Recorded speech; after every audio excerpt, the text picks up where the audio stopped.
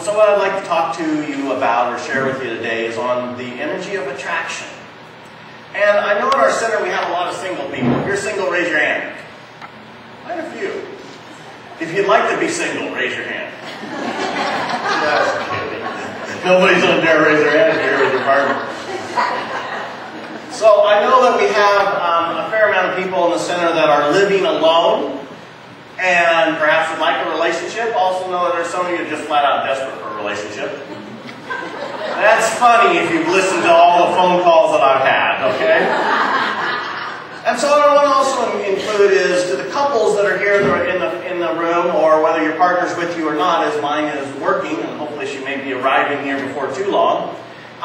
What we want to look at is, what does it take for us to create one of two types of energy? If you're looking for a relationship, what does it take to have a vibrant, powerful, energetic, attractive energy that others want to be drawn towards you? And if you're currently in a relationship, what does it take for you to continue to expand the energy that you have so that your partner, whether it's of a just short time, a couple of years, or 30 or more years, that they want to keep getting close to you, closer every day, every week, every month, instead of just staying at kind of a distance? Because that's what I found, is that when we're in relationships, and I basically have been in one steady relationship since I was 25. 3 different people, spread out over 24 years. Anybody relate to that one? 2 of you. All right, great. And what I know is, sometimes when we're really on, our energy is just like, you almost have to bat the people away to keep them away from you. And then there's other times where our energy is just kind of neutral. And then there's times where our energy just kind of repels people from us. Have you ever noticed that? So that's what we want to look at, is what type of energy is necessary to create more success in our current relationship, or to create a successful relationship. Easy enough to understand? So good. Does this apply to anybody?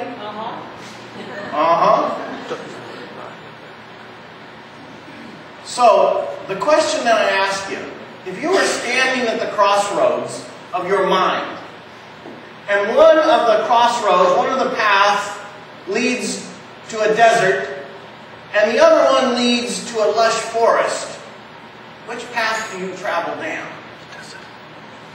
Now a lot of us would say right off, oh, I want the lush forest.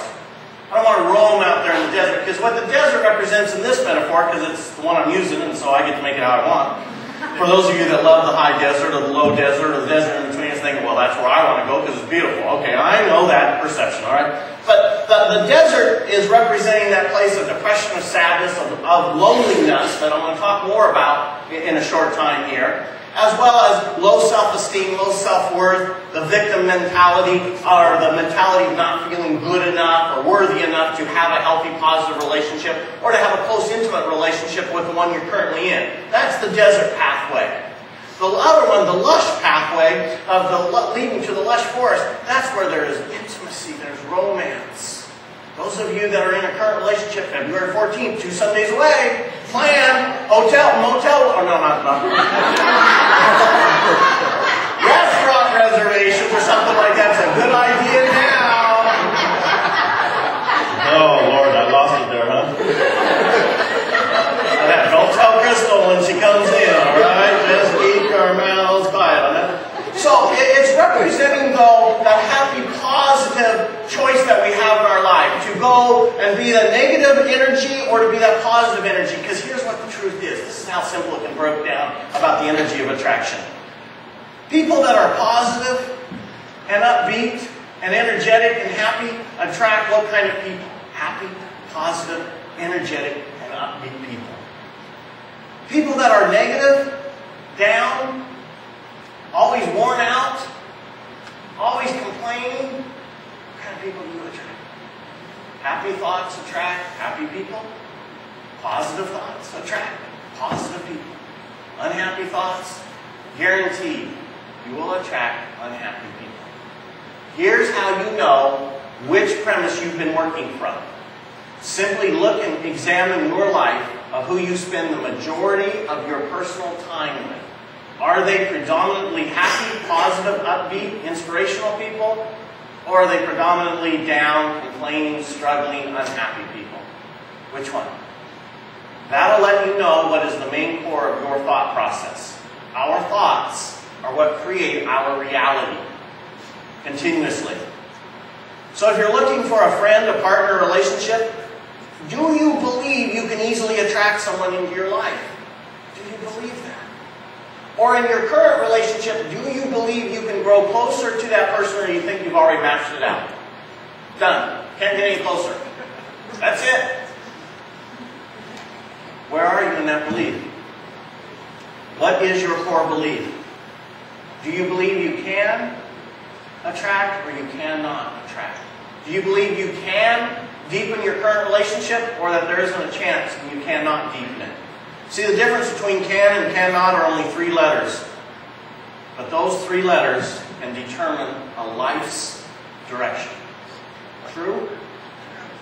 How many times have we ever been at that path? Here's what I really want to do, but someone told me, or I believe I can't do it. I cannot do it. And we end up going down the desert pathway. When the other one looked really, really lush, it was like, God, that's what my soul, my spirit, my heart, my mind, everything in me wanted to do that. But something inside me says, I can't do it. I cannot do it. 3 letters between I cannot and I can. Which one has caused you to shift directions a multitude of times in your life? Simple little 3 words, 3 letters, cannot. When you say, I can't, and you expect the worst, you become weak and unhappy. That's simple. When you say, I can, and expect success, you fill yourself with confidence and happiness. Confidence and happiness. That's the energy that attracts people or deepens a relationship. When you feel confident and happy, people just want to be around you and hang out with you. So the reality of our life is the mirror of our thoughts. So we want to be sure that we choose well what we put in front of our mirror. Riches, mediocrity, loneliness, and poverty begin in the mind. Our mind is consciousness which has put on and accepted limitations. You are originally unlimited and perfect. You are originally unlimited and perfect. As we develop and grow from the age of liberty, we take on limitations and we become our conscious mind. You can close the windows in our mind, and you can darken your room, or you can open the windows and let light in.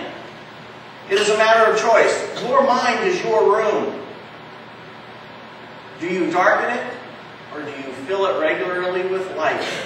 Do you fill it regularly with thoughts of happiness, of goodness, of joy, of passion, of romance, of excitement, of intensity? Do you fill it with creativity, with dreams? What is it then in your rooms? If somebody had to come in, movers had to come in and sort through your house, what would they mostly find inside of this thing? Would it be rooms filled with light and joy and happiness, or would it be a lot of darkness and sadness and grief? Which ones? So if you were inviting people over to your house, have you ever had this experience physically in real life? You have them come over to your house and you have some rooms that aren't too clean, and you go down the room, you go down the hallway and you start pulling the doors shut to those that you can't let anybody into? If somebody had to come over and visit your mind and go through all your rooms, how many of those doors would you pull shut? Or how many would you leave wide open and say, hey, let's go in there and have a party? What's important and what I want you to understand is so essential to our life is that most of our rooms got to be open and light. If they're not, we got to find what is in those dark rooms and be cleaning it out and moving that stuff out. Because as I share a little bit longer, in a little while, I will share with you how science has shown that the mind doesn't understand between the past or the future. In fact, they puts them together. So if we have past false beliefs or negative or dark beliefs, our mind doesn't know not to project them into the future.